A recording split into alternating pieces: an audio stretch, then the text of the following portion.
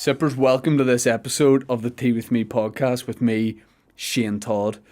Before we get started, let me plug two things. Number one, I'm doing the SSE Arena in Belfast on the November. It's a date in November. I think it's the 6th, but if it's any other date, don't let that be the reason that you don't go. Big Mike's looking it up. Appreciate that. We're heading towards a sellout with that, which is genuinely incredible. So thanks to everybody that's already got a ticket. If you want to go, you can Ticketmaster, SSE Arena website. I mean, people say to me, 6th, legend. Genuine legend. The other thing I got to plug as well is Patreon. Patreon.com/Tea With Me podcast, where you sign up, support the podcast, get yourself loads of extra content. You know, it's a bit like sometimes if you go to a slightly older cousin's house when you're a kid and he's like, here, I'm throwing out all these clothes, do you want them? And you think it's just going to be like a jumper, but you go home stacked. You know what I mean? Like absolutely stacked. That's what I mean, you don't get clothes. It's not like that at all. It's not like that at all. You get bonus podcasts, you get video stuff, all different things. Go check it out, patreon.com/Tea With Me podcast. It's a guest episode today. My guest is none other than Mark Normand. Mark's just simply one of the funniest guys doing it at the minute, whether it's stand-up, sketches, when he's on podcasts, just a complete joke machine. I'm a big fan. Like, I'm weirdly a big fan of Mark Normand. You know, I just spend a lot of time watching him on YouTube through some... actually out of breath, which makes this way creepier. But yeah, I'm just a big fan. I did some gigs in the stand in New York, which I kind of crowbar into every single podcast that I do with anyone from outside of Northern Ireland. But I did some gigs there, and Mark was on the bill. Got to watch a couple of his sets, and the guy's just a complete joke machine, just very, very original comedian. And especially during COVID, like he was putting out a lot of sketches and stand-up spots in different places, doing stand-up to strangers, and I just think honestly this guy is just one of the funniest people out there at the minute. This is the Tea With Me episode with the absolutely brilliant Mark Normand.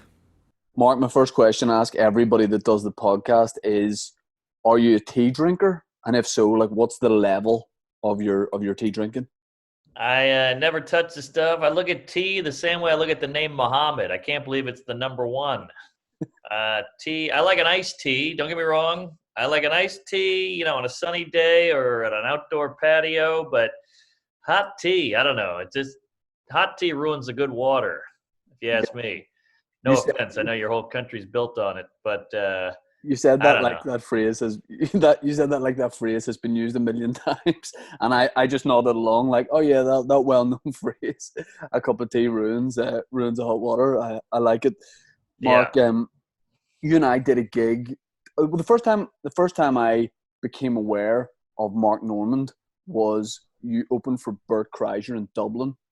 Oh yeah. And in my opinion, stole the show. It was really good. Me and my friend drove home. We were like, I like that guy. Then about a couple of months later, I was in London at the Soho Theatre, maybe looking to do some shows. And the guy that was showing us around said, Mark Normand's going to be here in a couple of months. And I said, he said Mark Normand. He said, Mark Normand's going to be here. I said, it's actually Mark Normand with a D. And the guy, no, it's not. And I was like, no, it genuinely is. And then he said, it isn't, to the point where I think if you had said, it is Mark Normand, I think he would have corrected you. I think it's definitely Normand. Yeah, man. That gig, I was so looking forward to that gig. It was in June of 2020. And I remember COVID hit. And I was like, yeah, COVID hit, but we'll be fine by June. Yeah. Let's keep that one on the books. I made a bunch of posters. I made flyers. I promoted the hell out of it. And then... Have you performed in the UK before? Like, have you done much over here?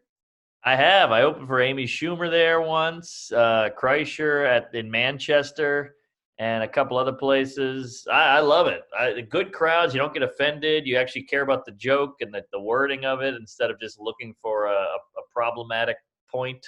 And, big fan. And then I did some gigs in the stand in New York just before COVID or like towards the end of the 2019. And you were on, and I was like, oh, this is class. Saw this guy in Dublin, fan of the podcast. We did the gig, and then I just need to get the subway home. I was staying in Times Square, and you and I walked out at exactly the same time of the gig, and I didn't know where I was going. I was like, maybe I could just ask. And I was like, Mark, I was on the show. I'm trying to get to Times Square. And you said, I know where to go. Follow me. And then we walked down to the subway. And then you happened to be also on the platform I was on. And I was like, one of us is going to have to jump in front of this train because you clearly think that I'm like following you here. And just to let you know that I'm not, I was very close to just pushing one of us in front of an oncoming train. But then it was fine. You realized you were on the wrong platform and you just went into the night. Yeah. Well, I wanted to make sure you got home there, Fatty. I don't want some limey coming over here and hating America. So I had to make sure you got home safe. In New York, you don't want to get me too'd out there in the subway. So yeah, glad you got home safe. And yeah, appreciate it. Yeah, it's fun to have the foreigners come in and do some comedy. Yeah, it was definitely like a big eye opener doing New York compared to some other places. New York was just the best, like out of the American cities that I've been for comedy, and it's about the material. I've had like Joe List you do the podcast with. He's been on this last week, and yeah, we were just chatting about how in a lot of places especially like LA, it's all about presentation. Well, a lot of it is about presentation and your outfit and that kind of thing. Whereas in New York, people are wearing garbage bags and just doing great gags. So I really liked it. I had a great time. I want to ask you a little bit about how you got into stand-up, because I don't know anything about your kind of early comedy career. Listen to the podcast now and really enjoyed the special Out to Lunch and things like that. But how did you get started in stand-up? Because when you get started stand-up here, where I live in Northern Ireland, so you just say you do stand-up and then you're just a comedian, and there's only about 14 of us, so it's a kind of easier ride. But how did it all start for you? First of all, that sounds way better. I mean, comedy in America is blown up with Netflix and YouTube. Everything's viral now. Fucking some Instagram queef is now more famous than Eddie Murphy. So I think the 14 people doing it, you guys are a close-knit group. You know everybody. You can hang out with everybody, and it's more underground and niche. That's what comedy's supposed to be. It's supposed to be kind of this punk rock thing where a bunch of people go down in a basement, talk about their dick for half an hour, and then get drunk. But it's become this crazy pop mainstream thing. But yeah, I got started. I was working at a Mexican restaurant in Louisiana, and I had nothing going on, no prospects, no goals. I was failing out of college. And I had a friend who was a waiter, and he said, I'm going to do an open mic. You should come with me. You're a funny guy. And I said, what the hell? I can't do that. And he said, yeah, just try it. We'll get drunk. We'll drive out there and, write 5 minutes of material. And I bombed, and it was super fun. And I just fell in love. And after that, I was looking through the phone book. Where's the next comedy club? What's the next mic? And then before you know it, you got a list of mics. Thursday it's here, and Friday it's here. And then it became my whole world. And I said, I'm moving to New York. Do you think if that guy hadn't have said to you, you would never have done stand-up? You were never thinking of it beforehand, or like close to it, or? I mean, I was kind of a theater kid when I was younger, and I loved comedy, and I could quote all the movies, and I watched SNL every week, and I knew Seinfeld and Chris Rock and all that. But like, I don't know, it was like being an astronaut. It was so far away from my shitty, dumb lifestyle that I couldn't even grasp the idea of doing it. So I used to go to open mics and just watch. And I would be like, I'll sign up, but I was too scared and I would walk away. So I needed that nudge, and the friend going with me helped. So who knows? That's a good question. It's tough to say. I appreciate that. Thanks. I mean, how great would it be if you went back to track that guy down and they were like, he never worked. There was no such person. Yeah, he died. He just 40 years ago. Yeah. But he got so many people in the stand-up. I mean, there's more than 14 comedians here, but it is good because you can like quickly get into it, and then you can just meet comedians. You could like, it is a small scene, but then we don't have like any weekend clubs. So when I went to New York, the idea of doing, guys like yourself that were, you just come from doing 2 gigs that night, we met in the stand, then you were like going to do another one. Like here, it's like, you do a gig on a Wednesday, and then you kind of just chill for a couple of weeks, and then it's like, better start making my way to that next show. So there's definitely like pros and cons in it. Sure. Good point. When you moved to New York, like New York to me is like the comedy. Well, I kind of thought LA was comedy capital of the world, and then I went to New York. I was like, nah, this is definitely where it is. Like the LA Cellar. is high school. Yeah, New York's comedy college. It's like a university, but LA is like who's hottest, who's got cool sneakers. Yeah. but New York is like, let's hear some jokes. Yeah, and just even like the style of presentation was just way more like less showy and like everybody just was leaning against the brick wall, kind of, just whereas in LA comedians are on hoverboards and skateboarding up and down the stage and all Yeah. that kind of thing. But and it's great. Like, I mean, I went to the Comedy Cellar and had big flashbacks because the worst gig I ever did was the Comedy Cellar in Vegas, which I didn't even know was a thing. Oh yeah.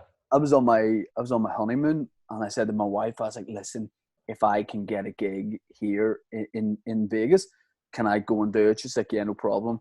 I went, did the Comedy Cellar, which I thought was just the Comedy Cellar. I was like, I've heard so many, everyone's come through here.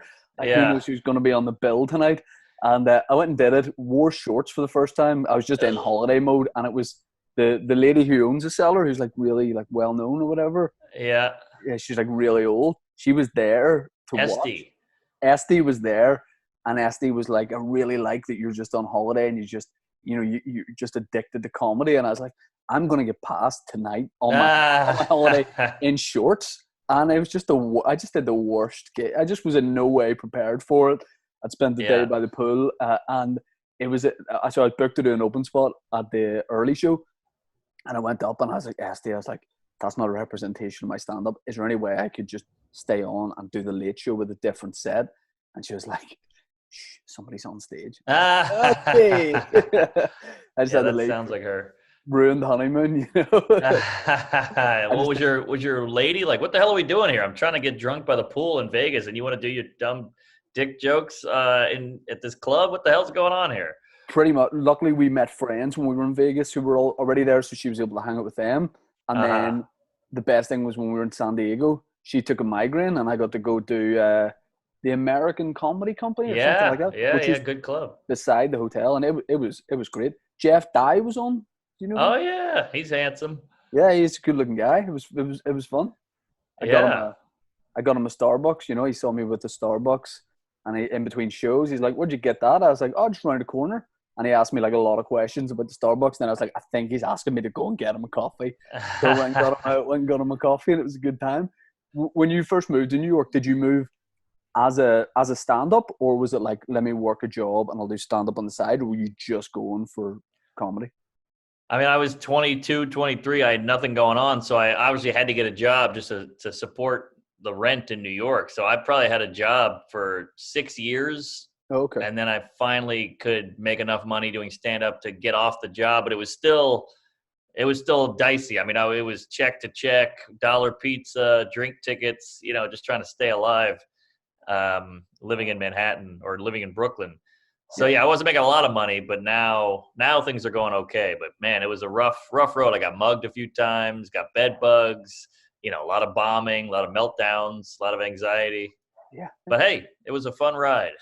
Yeah, I mean, where I'm from, when people say a lot of bombing, it's a totally different thing. We have a very tense political situation, but comedy bombing actually in a way sometimes worse.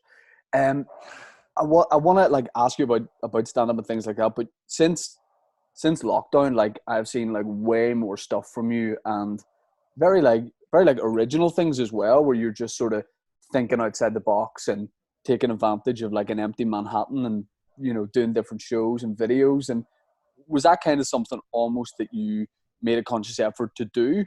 Like, you're like, "Oh, I'm going to do more video type thing," or were you just kind of fed up and like just wanting to get out and do things?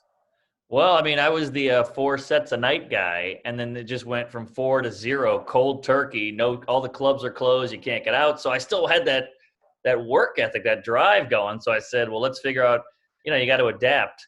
So I said, let's put that into something. So let's make something fun. Oh, I've been doing sets in the park. Let's film that. Oh, I'm doing a set on a roof. Let's film that. I can run around Manhattan on my scooter and, swim in the Central Park pond. Let's film that. So I was just trying to stay relevant because I was really cooking for the first time in my career. Right when this thing hit, I was finally selling out. I did a couple Rogans. I met Seinfeld. I did some Tonight shows. I had a special coming out. So it was like all these great things were happening, and then it just got pulled from under me. So I wanted to keep that momentum. So I started making crazy content. Yeah, like this time last year, all that fast forward a year, you're doing shows in a park and in a phone I box, and know. you're doing this podcast.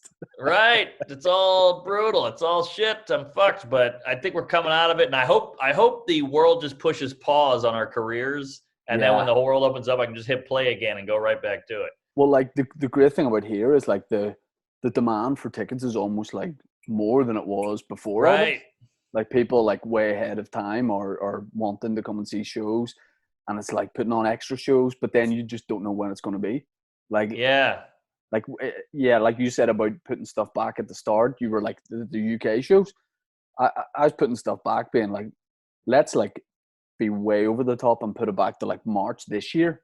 You know, now that feels like, well, that's just not going to happen. So I don't think I've scheduled anything until like October, November, and even then, I'm like, you know, I don't know who's going to get to go, but or if we have to do Right. like 50% capacity, because that's the thing I loved about those New York comedy clubs. It was like basement venues, and everybody was like packed in, whereas Yep. spread out and stuff might work in other places, but I don't know in New York. Like, what's the current sort of situation there with clubs? Well, New York is fucked more than most places. I don't know why, but we can't even go inside now. You can't even go inside a restaurant. You got to be sitting on the sidewalk. So they tried some sidewalk shows, but now it's freezing cold. Then you get the heater out, but it's only actually warm 2 inches away from the heater. So they've kind of cut it off. We do a couple roof shows, but there's a few tents that pull it off, but it's just not great. But you go to the South, Florida, Texas, they're wide open. Arizona. So a lot of us have been flying around Yeah, and doing that stuff, just trying to pay the rent. yeah, business. Yeah, it definitely seemed from an outside in point of view that like 2 days after COVID, that like places like Arizona and Texas were like, hey, let's just get things going again, Yeah. like straight away. Oh, yeah. They don't care. And then, I mean, look, I'm a cunt and I don't know anything about science, but California's been locked down for the whole time and now they're spiking. Yeah, Florida's been open the whole time and I think they're spiking, but you kind of start to think, well, what's the difference? You guys were locked down, we're open, we're both sick, but at least we're having fun sick. do you think if every comedian moves out of New York eventually, you'll just wait it out and just be the guy, just be the comedian in New York? I don't know. I mean, that terrifies me because if all the comics move out, then a lot of the clubs will close because there won't be enough comics. So who the hell knows? I'm just praying to God the city bounces back. There's all these theories about what's going to happen. And New York can't die. It's the greatest city in the world, blah, blah, blah. But like, Yeah. sure, I guess. But I hope they're right. Who They knows? they probably said that about somewhere else a long time ago, and like no one lives in that place anymore. Yeah, they said that about Rome. Rome will be fine. It's coming back. And then, everybody's getting raped. Yeah, Rome isn't. Rome is okay. I don't know if you've been, but I got kicked out of a Hard Rock cafe in Rome, and that's what I take away from it. Where Ah, I'm like, there's culture and there's things to see, but at the Hard Rock, they're unclear about certain policies. yeah, I went to Rome and look, the Vatican's cool and all that, but like I had way more fun in the other towns in Italy. Yeah, yeah. With stand up, I mean, what I love most about your podcast, the podcast that you do with Joe, is you guys are very open about industry kind of chat.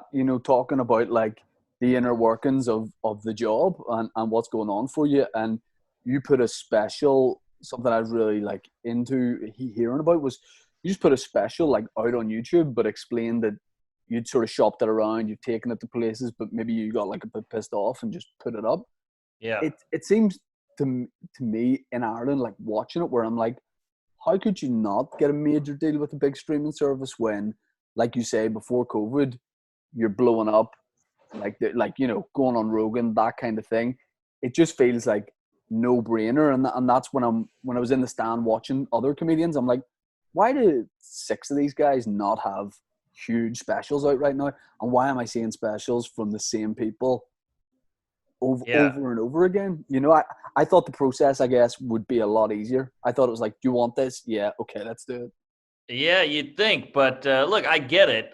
But I think A, there's way more comics now. B, we need diversity. C, I'm not famous. That guy, Joe List, isn't famous. All these people aren't famous. So Netflix is going, why would I book them? And people go, they're pretty funny. And they go, that's not enough. I need Yeah. views. I need people to watch. So I'll book Rob Schneider, Yeah. and at least he's a known name, whereas you're not. You're like, yeah, but Rob Schneider sucks at stand-up. I know, but he's a name. So then you go, well, all right, so how about some integrity there, Netflix? And they go, integrity. We have Dave Chappelle, Jerry Seinfeld, Bill Burr, Chris Rock, and you're like, all right, you got me there. So they kind of covered their bases, but what do they get out of giving, Joe List a special? They don't get much. They get to go, hey, look, we know about the young guys coming up, but that doesn't mean anything to them. They're still a business. So I get it.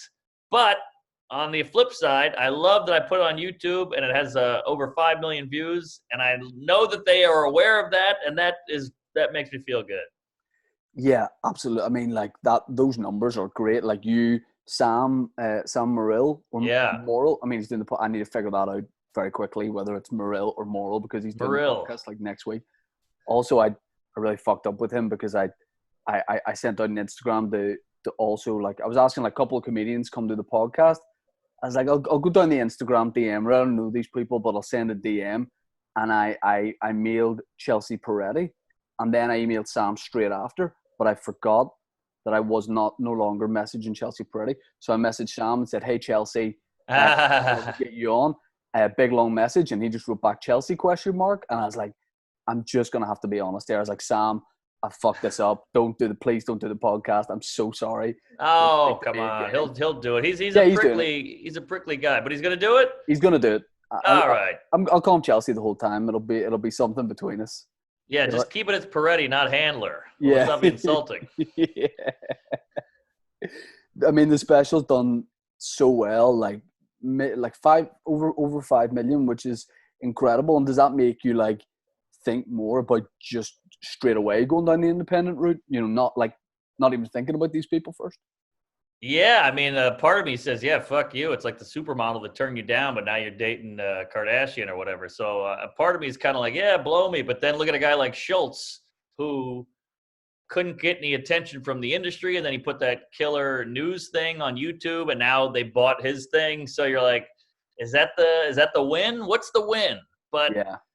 Look, YouTube is awesome, but the money is so good, and it would be kind of cool to have both. Like, I got a YouTube special and I got a Netflix special, and I got the Netflix from the YouTube, so that's kind of cool too. So I don't know. That's a good question. I guess we'll see what happens. I probably won't buy anything again, so I might end up back on YouTube in a couple of years. But I love that YouTube is there, and it's a game changer, and I think the industry is stupid because they're making their own competition.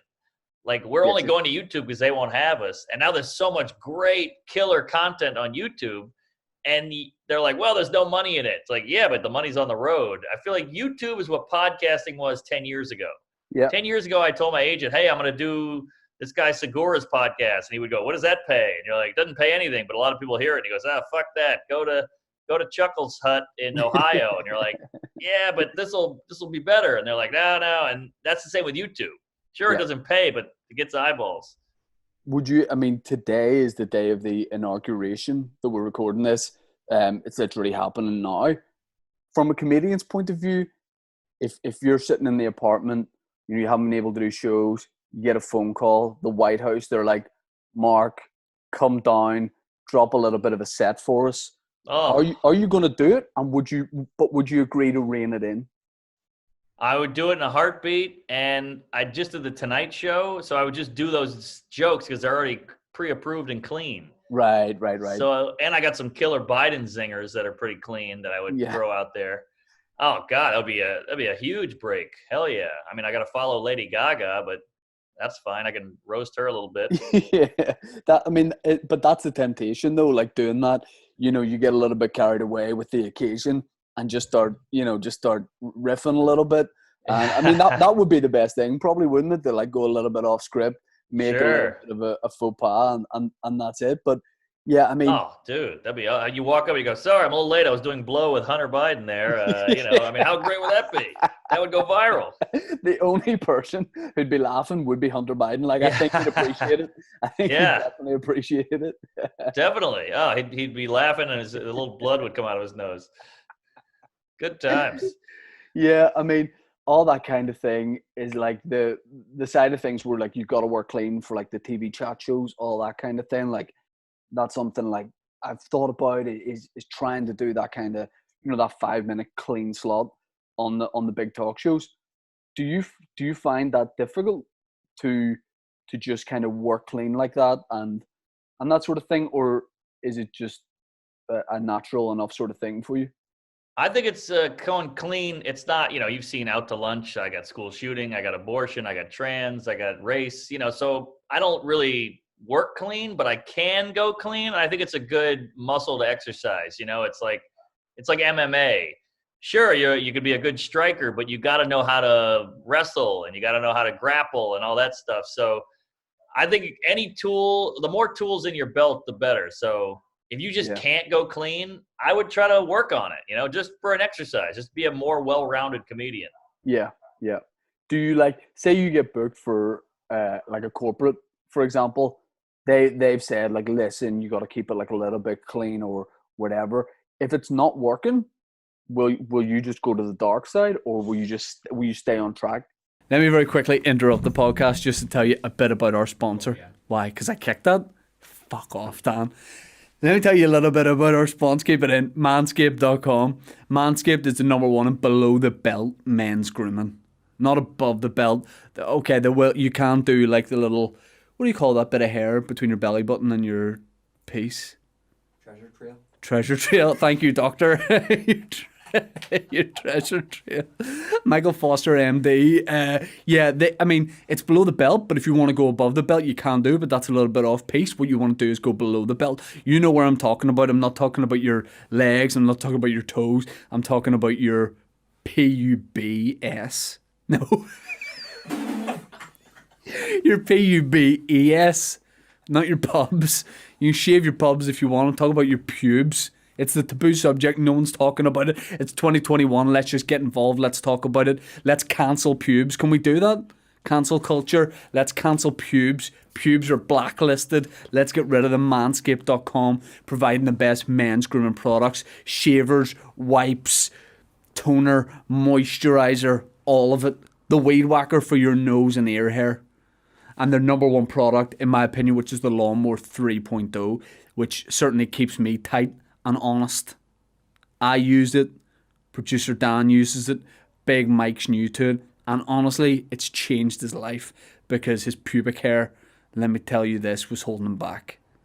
Mainly because he kept showing it to people and saying, what can I do about this? And he's found the answer, which is manscaped.com. Use the code TWITHME for 20% off and free shipping. Have a look on the website, see what's happening. Pop in Tea with Me, 20% off, free shipping. It's a good time. Pubes, you're cancelled. As are pubs. Literally. I try to stay on track because it's usually in the contract. So I'm just thinking about the paycheck. Look, this is a shit gig. I'm in a tuxedo. You guys are all 78 years old and millionaires. So I'll just bomb and eat it and take the money and run. But I've done it before where you go dirty, and it's not like that helps. They went from bombing to now they are mad at you. Too. You're just now like a rude guy to bombs. Yeah, exactly. I had a college gig once and it was supposed to be clean, and I was bombing so bad, and I was mad because these kids were like texting and they were making fun of me. So I just started making fun of them, and I got fired and sent home, and I got like yelled at. I got a horrible email. I was like, look at this kid. He's clearly a virgin. That guy's got a boner. Hey, she's fingering herself, whatever. And it was working, but I didn't get paid, so it was like I lost $2,000 or whatever. So it's not worth it. The colleges thing is something I can believe when I hear American comedians talking about like the college circuit, which I would assume is way more of like a liberal thing, free reign. Oh yeah, say what you want. It's you can work dirty or whatever. But it seems that like that there in America, the college circuit is where you got to be like your cleanest, like the safest almost. Unless I have that wrong. Yeah, because that baffles me. I know. I mean, that's what I don't get. When I was a kid, he like jizz in my mouth, fuck my asshole, bang my mom. It was all fun. Like the kids are supposed to be the fun ones, rock and roll, and then the old people are going, hey, turn that racket down. That's how it used to be. And now it's flipped. Now old crowds are loving it. And younger crowds are like, did you say gay? And you're like, yeah, my roommate's gay. They're like, how dare you? You're like, that's not even a negative. You're just looking for something. You pipsqueak. So I think it's just part of their culture now is to like fish out some kind of injustice or what's problematic or whatever, and they're not even listening. They're just hearing buzzwords. If you guys have a bad show in America, say you're on the road, you got to kind of sit in that for a while, and you're away from home, and you just got to kind of travel around, haven't done a bad show. Good thing about living here is the furthest away I can go is like 2.5 hours. So if I have a bad one, like I can be home by 11. Yeah. It's like if you have like you're never stuck on the road, like maybe going through like a series of bad gigs. Like Yeah. you're at home every night for a decent hour. But the thing with like uni gigs here, like college gigs here, used to be like the complete bear pits. Like it was like anything goes. And then definitely like the big university gig we have here got a lot more like sort of PC, and like I had friends who you would consider like clean comedians that got like a little bit of a telling off after shows. And I don't know whether that will carry through. So when like the generation like younger than us, when they're like the age of people that are going to the comedy club, Right. like, are comedy clubs going to be different, or is it just a couple of years thing that we're going through? That's a great. I wonder about that literally every day. Is this a fad or is this is the world now? Because I think it just keeps ship shifting into a different thing. Like you couldn't say Negro, and now you couldn't. Then you could say colored, but now you can't say colored. But you can't say people of color. So just the rules are all still there. They just keep changing. Like what's the Yeah, difference calling somebody colored and a person of color? There's no real difference. But that's just the times we're living in now. Is like that's the way you say it. That's status quo, and you're like, all right. So I think you can still tiptoe around and dodge those laser beams. You just got to keep playing the game and keep learning, which is so fucking frustrating and exhausting. Because you're like, I got to learn the new language. It's not transvestite now; it's transgender and all that. And you're like, look, it's all just letters in a certain order. Like you're the one who says what my intent is, but for some reason you get to choose that, whatever. But like yeah, you just got to keep learning it, and then you can twist it your own way. But it is fucking exhausting. what's And the just say what you want anyway. Who gives a fuck? what's the worst road experience you've had? Like, have you had a disaster? Like, cause you guys, so what we go and do here is, even if you're like on tour or whatever, you just go do like a Thursday night gig somewhere. They're all one-off type things. Yeah. But where you guys do comedy clubs, you could be booked through like Thursday to Sunday. So is there ever a case of like you go to a club that maybe you've never been to before and it's so shit, but you've got to be there for like Oh yeah. 4 shows, two a night? Like that must be hard to get yourself up for that. Yeah, yeah. That's just part of the game. I mean, it's still a job. You're still there to entertain people. You're getting paid. So Thursday, you show up and you're like, man, this town sucks. This club sucks. The crowd sucks. I'm bombing. The hotel stinks. And then but you go, I got 2 more days. You get drunk. You do some drugs. You might meet a fat lady or whatever. And then you go home. It's not the end of the world. And plus, you go to a shitty hotel. You can kind of just trash the place and make the most of it. Like you become trashier in this trashy town. Then you go home and you turn back into the real normal you. So I think the road is a little romantic. I kind of like it. I mean, I don't want to bomb and do a shitty club, but it's just kind of part of it. Some clubs are great, some clubs suck, and Yeah. that's the name of the game. And you kind of had I guess, probably a great moment for your career in a way on the road when you did a morning spot on like a TV news thing, where Yeah. I guess part of being on the road there, which we wouldn't have here, is you go on local radio or TV like on the day of the show or the weekend of the show, and you kind of just did things in a very different way, where you just kind of just had fun with it and probably just maybe got bored of giving the same stock answers to questions Yeah. like you looking forward to the show, and you kind of just you kind of just really had fun. And Yeah. that clip, when that clip kind of came out, did that have a big like, did you notice like a little bit of a boom when that happened? I did, and that's rare for me. I was just doing the road, doing Conan, doing Fallon, doing Colbert, whatever I could do, and nothing was really catching. Like that's kind of also a sign of the times is these late nights. I was like, oh, I'm doing Conan, but nobody gives a fuck. But then you do this shit, and it went kind of viral, and so yeah, that was a big eye opener for me. Like, hey, these TV things aren't really that big of a deal, but if you do something interesting and outside the box and it catches online, that's the future. But yeah, it was the big credits to that lady. She really like rolled with the punches Yeah, and never got upset and never cut me off and just let me be funny. And because I've done that before 100 other ones, and Right, the, right, the I get women you. were like, "Oh my god, blah," and it just ruined it. But she Yeah. rolled with it, and that's really what saved it. And I think that is what kind of would make someone want to come and see a show. I don't want to come and see a Right. show based on someone being like, "Yeah, it's a great Yes. town. I love your landmarks and that kind of Exactly. thing." It's a horrible system. It's like, hey, you're a funny guy, but be funny for this show, but not actually funny. Like, just walk the line. And you're like, well, why am I here? Well, you're trying to sell tickets. Yeah, Okay, so I won't be that funny and I'll be behaved. Who wants to see a behaved comic? What the yeah, hell are we doing? So it's a horrible system. So yeah, if you can break through and rip your shirt off like Kreischer or Bobby Lee will lick a lady's face, yeah. do what you got to do to sell those tickets. Yeah, I'll just lie in press interviews now, but with one subtle lie. So I'll just drop, just for myself, I'll drop it in. Like the last one was archery. It's like like any passions away from stand up. I've never like done archery in my life. I was Yeah, like, yeah, archery is the passion, like archery, then comedy.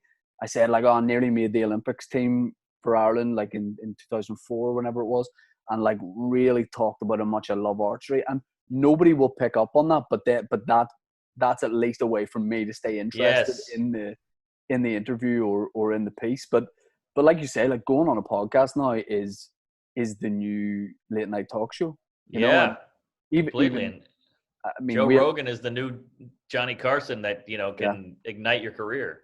we had so we have where I live BBC Northern Ireland, which is like our local version of BBC. Like you might have like Fox News, but or a news channel based in a certain place. Yeah, And I did like my first like network thing this year. So like on all BBC in like London and Scotland, all that kind of thing. It was a stand-up spot. And I thought like this will be great. And the taping went really well. And there's just people just don't really see it. And I put out a yeah, podcast. If I put out a podcast clip, it will probably get more interaction. Just one clip or even like a tweet or a silly photo sometimes will get people more interested than a traditional like here I am doing stand up on TV. The only oh yeah, person the only person who really tweeted about it was this like we have like a DIY TV presenter called Nick Knowles who's like 58. I've never met him in my life. He was the only guy who was like, "Hey, I love it." That's like this is bizarre, I was like, "Come on." yeah, I was like, "Give him a follow on Twitter." He just never followed me back. He just wanted to tell me that, and that made it okay. But let me ask you, if like with lockdown and stuff and going down the like independent route, doing things more for yourself, are there any projects like a bit like left of field that you would really like to do, like maybe some sort of movie or I don't know, even something slightly outside of comedy? Like, has this time changed you, like as a creative type person at all? No, not really. I'm still just a silly goose. I just want to make funny stuff. I look. I majored in documentary filmmaking in college, and I love a good doc. I love a good like Netflix is those. I don't know if you saw Night Stalker. All I'm that. about to Those like start it. yeah, it's great. Those web series. I like anything kind of informative. This guy on HBO has a show called How To with John Wilson or How to Do Something with John Wilson. I love it. I just like anything weird and it's funny, but you also learn something. So I'm working on some stuff like that now. I can't tell you too much, but I'm sure it won't get picked up. But No, no, yeah, I'm like, working on two shows. whatever we say here, I don't think we'll make it to like international news. So like, you could drop anything here. You could drop All anything. right. All right. Well, I'm working on a puppet show about Yeah. America, and literally, I know it sounds Okay. silly, but I'm doing a puppet show because I'm so scared of you watch Family Guy or The Simpsons, they can get away with so much. Oh, of course, yeah. So I'm doing with puppets and saying horrible things and doing Excellent. offensive jokes with puppets. That's one thing I'm working on. That's going pretty well actually, and then I'm working on another thing about how people craft a joke, and I'm talking like Jim Gaffigan or Jimmy Carr or Hannibal, like bigger names, how they write a joke, and it's kind of a web series thing, and that's looking pretty good too. So we got some things in the pipeline, but we need the goddamn world to open up to Yeah, sell anything. I think that crafting a joke, like I've been doing stand up since I was like 18, and like because we have a smaller scene here. Probably in like New York years, I've maybe been doing it for like 7 or 8, but here it's like 14 years or whatever. Right, right. And I've always written the same way. And then at the start of COVID and lockdown, It's the first time I ever really took any sort of break from stand-up. And then when I went back to it, I'm now writing in a different way that I never have. But I didn't make an effort to like, oh, I need to change the way I write. It just happened. Yeah. And I never thought I would change the way I wrote. I was always into like stories, you know, like actual stories that had happened. And now it's a little bit more, well, let me look into like what could have happened, you know, that kind of thing. Like what if this had Interesting. happened? It's just shifted for me. And that like most of my friends that do stand up haven't like written at all over lockdown because Yeah. we have no gigs here. And I don't think I would have, but because I've now like found like a new formula that's maybe going to work for me, I'm writing more now than I ever have, just because, you know, I've like hit on this thing. So Yeah. That's great. I mean, maybe I'm like, I've written an hour, maybe I'll try it, and none of it will work. And I was like, let me go back to the way I was writing before, you Yeah, know. but But whatever's working for you at the moment, and that's a good sign that you could shift like that, because you never know what's going to happen. You never know. You might sell a TV show, but you still want to do stand up. So you have only a certain amount of time to write, and you got to yeah, make it work. So you always have to adapt. And I think that's a good sign. Like, I used to get up 4 times a night, 3 times a night, and now I can't, obviously. So I had to, but I still want to produce material. yeah, And I like to produce it working it out on stage and seeing what clicks and what doesn't. And now that I can't do that, I kind of have to write more straight page to stage. You know, yeah, like yeah. I used to write a little bit on the page and then take it up there and see what happens. And now I'm forcing myself to do more page to stage. And it's a shift. It's like you said, but you got to do it.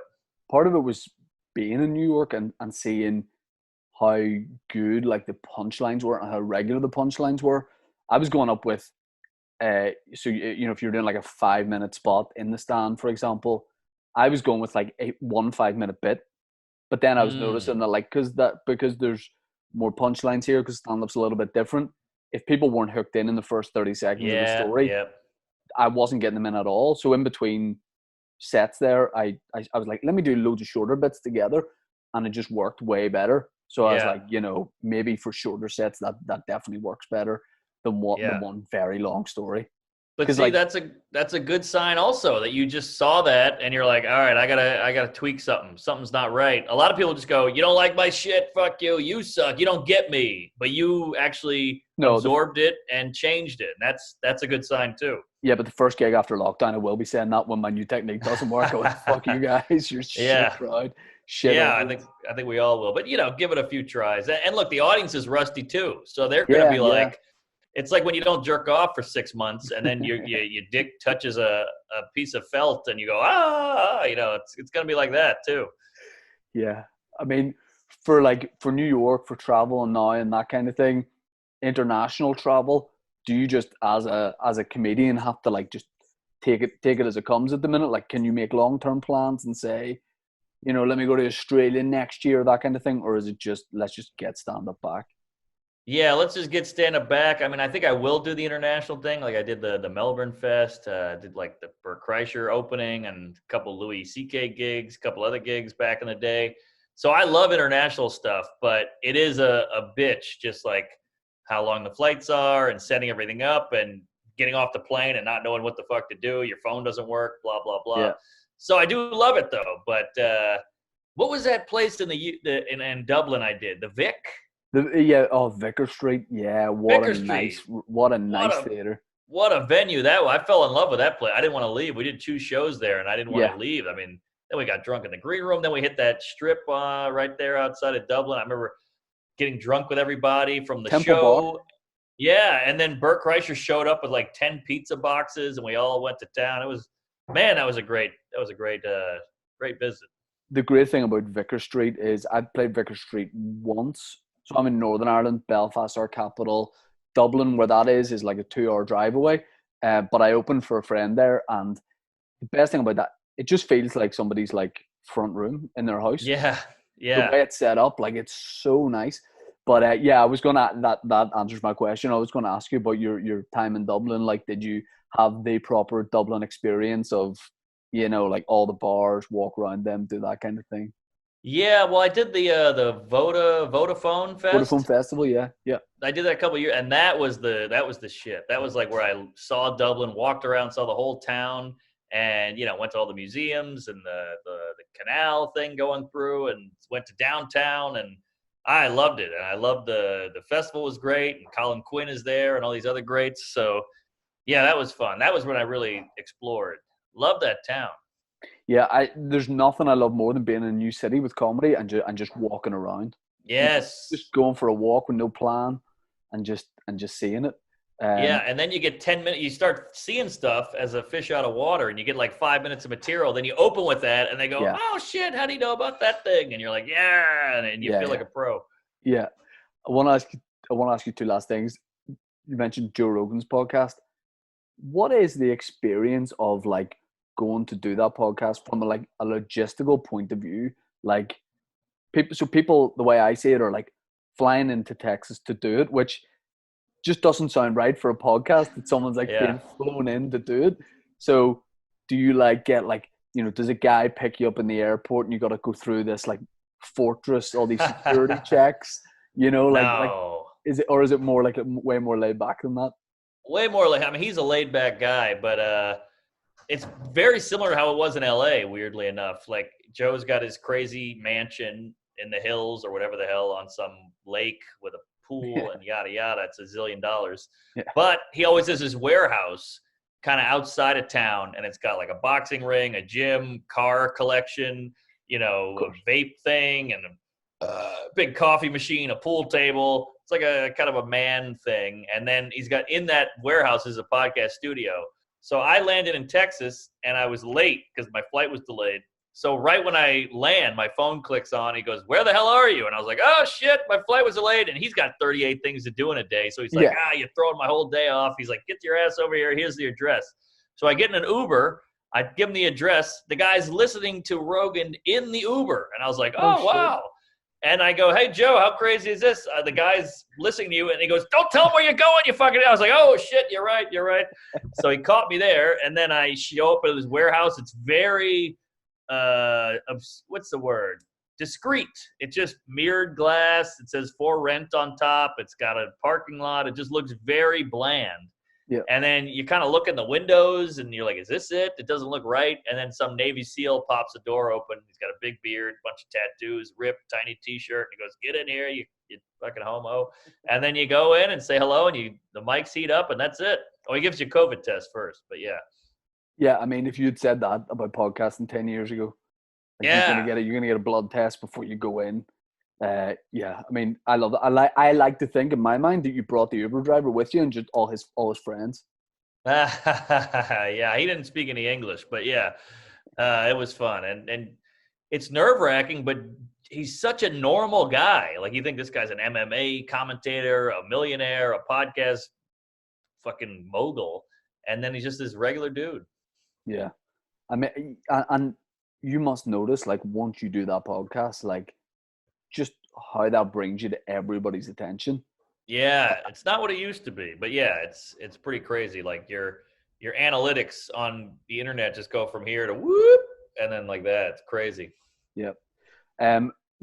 So in like, so doing that podcast, kind of do like, you must do 50 podcasts a week, like Sure. legitimately a massive amount of podcasts. What percentage do you feel that podcasting is kind of like doing stand up a little bit? Like, do you think it's like 3% of like maybe doing stand up, or do you think it's zero? Yeah. Or are you like, no, nothing? I mean, I think it's another muscle, but I've definitely gotten bits out of just talking that I wouldn't have gotten while writing. Yeah. You do get some jokes out of it, and it's a hell of a skill that I think you should be honing. Anybody who's starting comedy now, like, start a pod just so you know how to talk into a microphone. Nothing worse than some guy on a podcast like, "So, yeah, what else?" And you're like, "What, are you kidding?" I mean, it's still a performance in a way. I mean, you shouldn't be too on, but it's still, you're still trying to entertain and be interesting, at least. There's people listening to this. So, Jesus, put some life into it, you chooch. But yeah, like, it's good to do. But I wouldn't say it's like stand-up. Please tell me you've had an experience where you've done someone's podcast, got on, like, said Zoom or whatever, or gone to a studio and just had a like bizarre, weird experience. Like, have you ever like had a guy be like, "Mark, come to my podcast," and you get to his house and he does not have any podcasting equipment. Like, The worst is you get to somebody's house, you Uber there, it's out of the way, you're hungover, you don't really want to go, and then they just put a cell phone on the table and they're like, "So, tell me about yourself." You're like, come on, man. Now I got to do all the heavy lift. This is like you did your homework. You got great questions. You know your research. But yeah, there's some bad ones. And the worst is I can't say no. So I'll be in Phoenix and some guy goes, "Hey, I'm a local comic. Can I record you?" And I say, "Yeah, come to my hotel room." Then they come to your hotel room. They want to chit chat for an hour. Then they set up. That takes 30 minutes. They got lights and a rig and a camera. And then you do the podcast. Then they won't leave. And you got to literally kick them out. It's like, "Hey, buddy, you got to go. Order my Louis C.K. Get out of here. Get out of my hotel." And so there's all kinds of horror stories. But just for the folks out there, if you want to do a pod and have someone on it, be prepared, have some questions, be ready to go, and get the hell out when you're done. I did a podcast like 2 weeks ago, and I could tell the person was reading about me from Wikipedia. My Wikipedia has limited information and then just lies from people who listen to my podcast. Yeah. But the person was not picking up on that. She's like, "Oh, so you spent most of your life in China?" I was like, "No, I've never been in China." Like, so many just horrific. He's like, "I hear you like archery." Yeah. Mark, I really appreciate you doing the podcast and giving up your time. I'm a big fan, so thanks very much for doing it. Love the sunglasses, the background, the vibe. You know what I mean? It's just it's a good time. Thank you. Thanks for having me. Great questions. Good chatting with you. I like to mix it up with the UK Jews, and my pleasure. Happy New Year. Praise Allah, and thanks for having me. And when I hit end here, because you mentioned the guy in the hotel who wouldn't leave. When I hit end here, are we just doing a break? You want me to just break off? Because some people might end the Zoom and then we'll have to say goodbye again. Yeah. That's fine. So Mark, I got to say, thanks very much for doing the podcast. I appreciate it. And hopefully see you at a gig in New York at some point. Yeah, sure. Thanks for having me. Thanks, man. Comedy.